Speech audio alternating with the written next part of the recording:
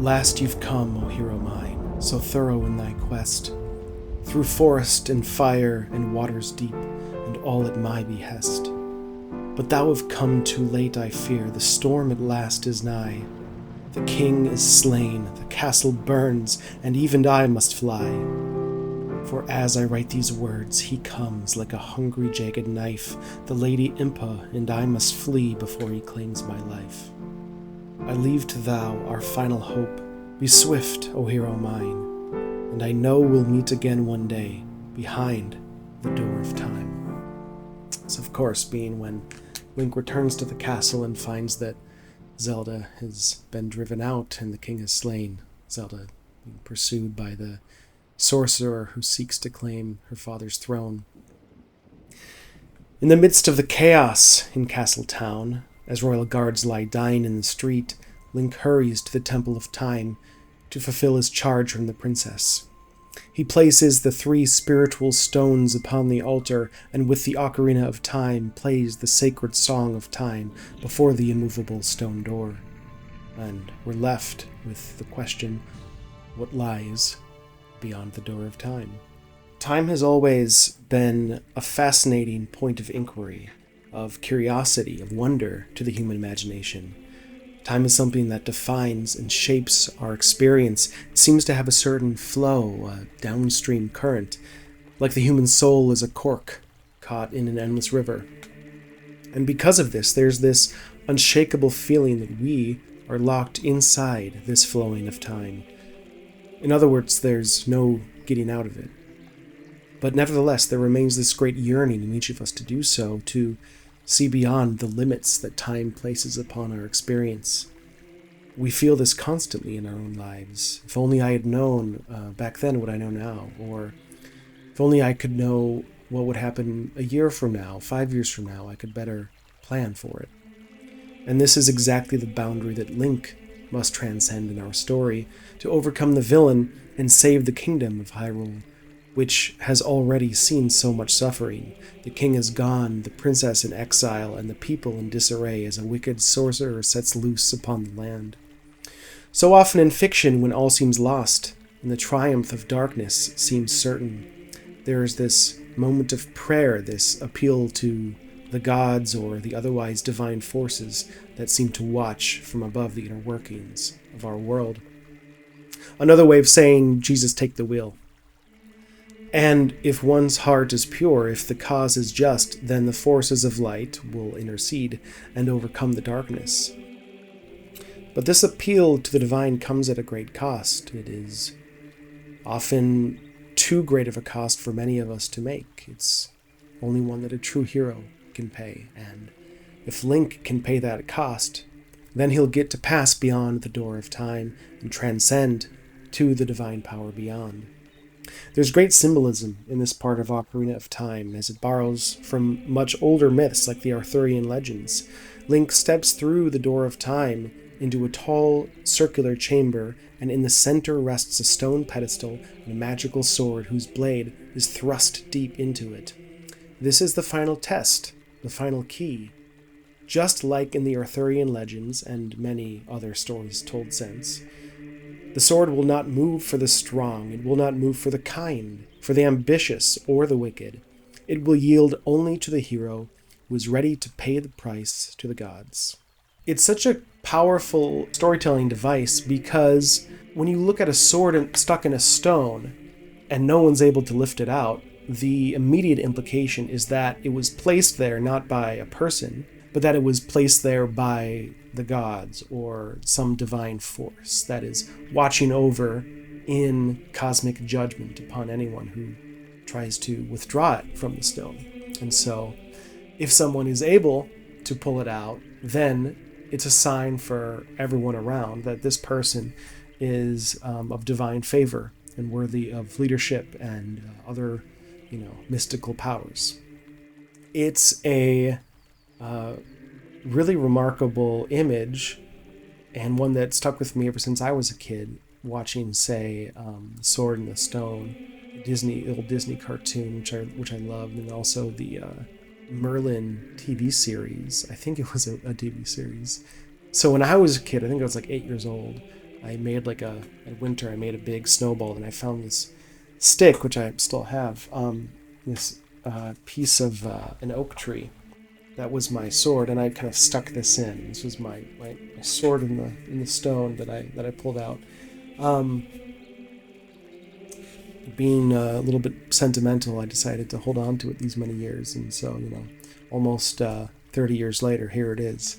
So these are really effective storytelling techniques to identify the purity of one's heart in the eyes of the divine, and showing how they're worthy to transcend to a new plane of existence. But of course, we see that Link is too young still, the age of 10, to wield the divine power. So then he emerges as a 17-year-old man, but in this sense, in the medieval sense, man, again losing his childhood and having to let go of his selfish desires and answering a higher calling. This is a motif that we've seen again and again, where one has to give up their own fear and selfish desires in the service of others, and that is the mark of the hero.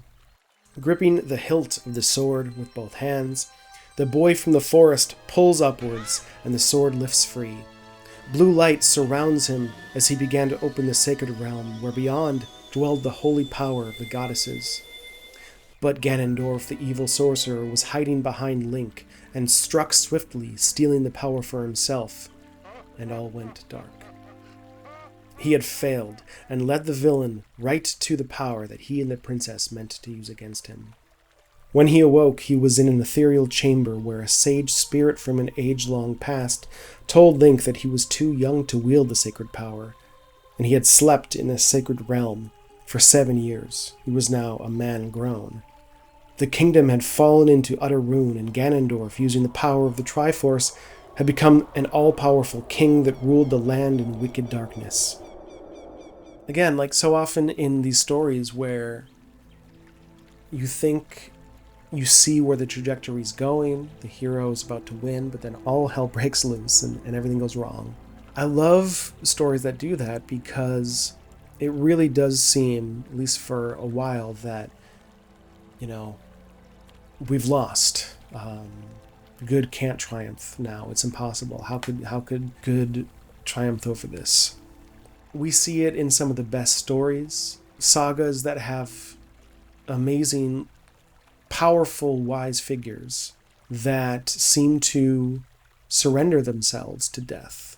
The three that come to mind being Yoda in Empire Strikes Back, Dumbledore in Book 6 of the Harry Potter series, and Oogway in the Kung Fu Panda movies.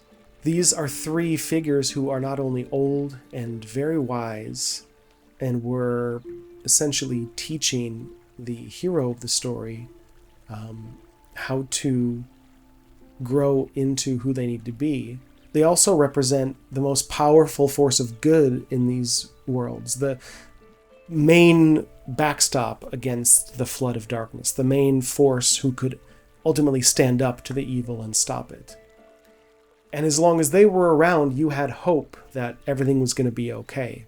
But each one of these characters, each of the three, have these moments where they seemingly surrender to death far too soon, in a way that you think as the viewer or the hero, no, please, this isn't the time. You need to stay and help with this coming evil, this darkness. Why are you going? It seems so shocking and counterintuitive. If this person was so wise and powerful, why wouldn't they stay and help stop this darkness?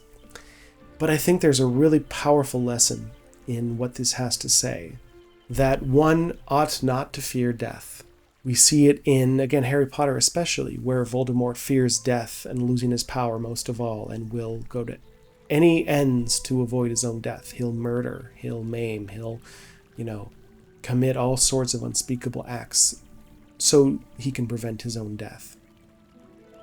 But these other characters, Yoda, Dumbledore, Oogway, show us that actually death is something that we shouldn't fear. Gandalf says this as well to Pippin during the siege of Minas Tirith.